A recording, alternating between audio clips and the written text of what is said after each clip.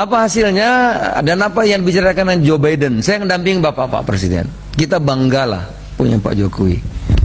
Saya kan nggak dukung Pak, saya baru 1 tahun. Bapak-bapak kan yang dukung lama. Jadi saya kalau jilat ya enggak gitu. Ini fakta. Karena saya nggak dukung, saya dukung Pak Prabowo Pak. Ya karena bagus saya dukung, kan gitu. Saya mendamping Pak Jokowi di Gedung Putih, Opal itu Pak.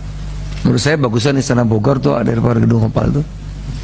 Di TV-nya bagus, tapi kalau realitanya bagusan Istana Bogor. Peninggalan Bung Karno. Kita bangga sama Bung Karno. Ada satu yang menarik, pertemuan 10 menit, jadi saya juga heran Pak Jokowi itu ilmunya apa gitu. Pak Joe Biden tuh hormat Pak, Xi Jinping hormat Pak, namanya Putin hormat sama presiden gitu Pak. Jadi kita bangga. Ketemu Joe Biden setelah bilateral, saya dengarin betul secara sama, saya perhatikan betul. Biden mengatakan ini yang bilateral, jadi 50 menit one on one, 50 menit bilateral. Saya ikut Pak, dampingi. Biden mengatakan apa yang bisa Amerika berikan, bantu kepada Indonesia sehingga Indonesia senang. Apa saja yang diminta. Pak Jokowi mengatakan saya minta segera lakukan gencatan senjata terhadap Palestina.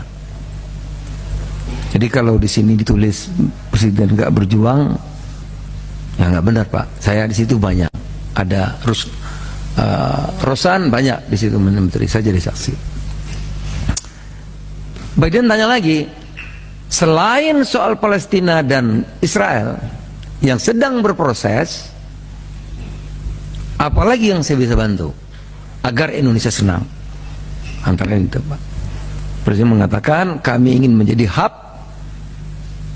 energi fosil menjadi energi terbarukan, termasuk mobil listrik.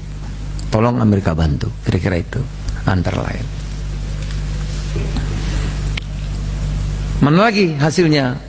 Saya damping presiden ke Tiongkok bilateral. Presiden Tiongkok bertanya, Pak Jokowi, Presiden Republik Indonesia yang kami muliakan, apapun yang Indonesia minta, kami akan berikan apa saja. Presiden bilang saya nggak minta macam-macam, yang lain udah semua. Kereta cepat udah, ini cepat, apa semua cepat. Tolong kami dibantu beras. Dijawab lagi, apa saja yang diminta diberi, apalagi beras. Gitu. Kira-kira Pak.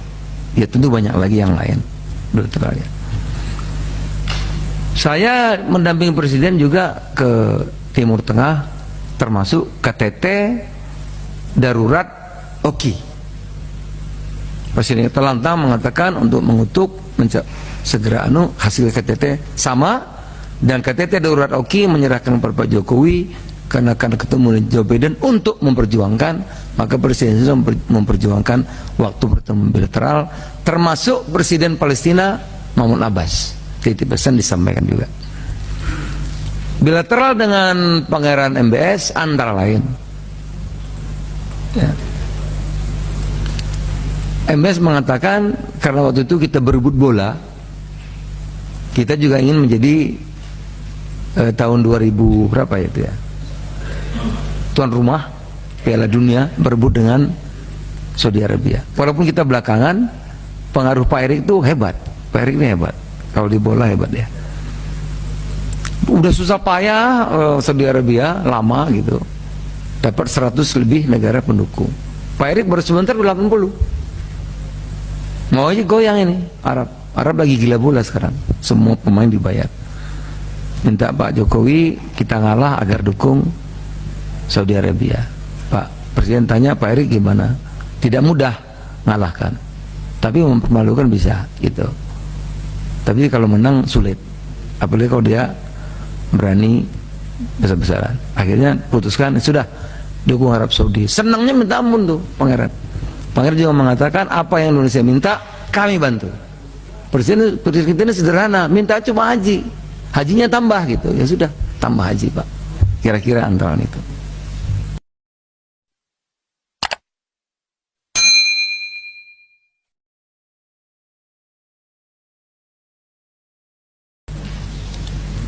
Baik, terima kasih pimpinan dan anggota yang terhormat. Pertama, secara umum nanti yang lain tertulis rapaksi, ya, Pak, rapaksi ya.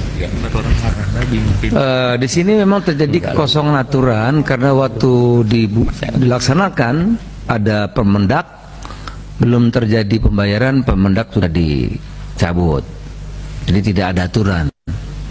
Sehingga kalau dibayar itu landasannya apa? Itu. Maka dimintalah pendapat hukum dari kejaksaan. Kalau saudara-saudara baca, ada pendapat, tapi pendapat itu sudah hukum yang berlaku. Ini normatif saja. Gitu. Nah, oleh karena itu kita termasuk sudah berani. Kita bikin surat ke Menko Polhukam atau Menko Ekonomi untuk dibahas bareng. Putusan itu kita kerjain. Tapi sampai sekarang surat saya belum dijawab. Ya. Kira-kira jelas ya? Jelas Pak Prof? Salah.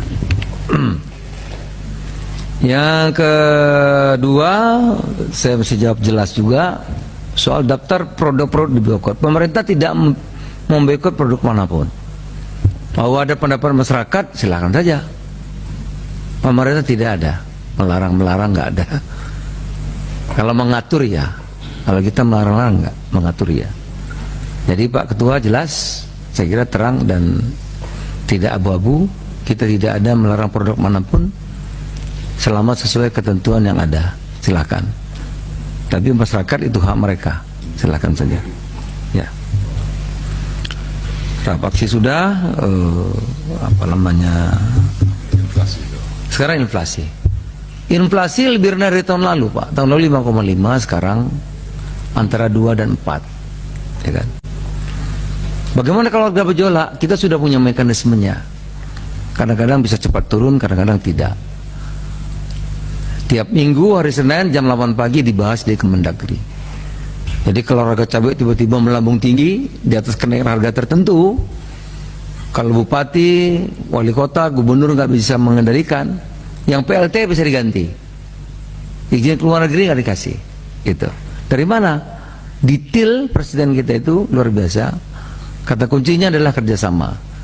Dipergunakan apa yang kita sebut dengan dana tidak terduga yang ada di wali kota, di Bati, bisa dipakai. Nah, cabai berapa banyak sih satu kabupaten? Kalau naiknya sebulan 10.500 juta juga payah ngabisinnya untuk menurunkan harga itu. Itu tinggal mau apa tidak aja. Jadi mekanisme sudah ada. Oleh karena itu biasanya gejolak nggak lama. Gejolak nggak lama, sebentar terkendali. Oleh karena itu inflasi 5,5 sekarang kira-kira bisa 4. Itu Pak. Ya kalau hari-hari biasa lah, ada anak-anak begini, namanya supply and demand kan, biasa. Tapi kita sudah punya mekanismenya. Mengenai pertanyaan Ibu tadi perlu